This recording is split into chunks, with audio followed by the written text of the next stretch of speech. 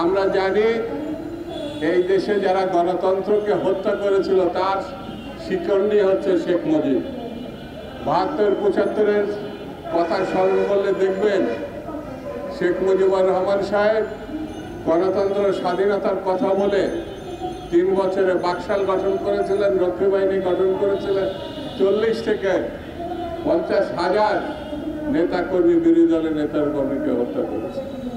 গত ১৫-১৬ বছর তার কন্যা মুজিব কন্যা শেখ হাসিনা বাংলাদেশে অসংখ্য মানুষকে, হাজার হাজার মানুষকে খুন করেছে শুধুমাত্র ক্ষমতায় থাকার জন্য। বন্ধুরা, আমরা মনে করি এই পরিবার আগাগোড়া খুনি, গণহত্যাকারী এবং লুটপাটকারী। তাদের বিচার অবশ্যই দৃশ্যমান হতে হবে। 4 গুণ শক্তিশালী এনজাইম ও অধিক ফেনা সমৃদ্ধ অরিক সিলভার ওয়াশ মাত্র 70 টাকায়।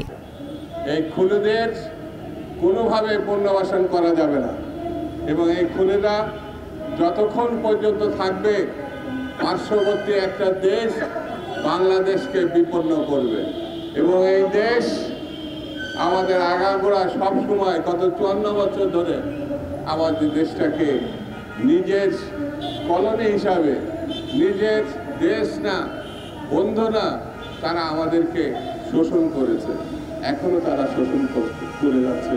গত 3টি নির্বাচনে তারা একবারের জন্য বলে নাই এটা নির্বাচনের মতো নির্বাচন হয় না।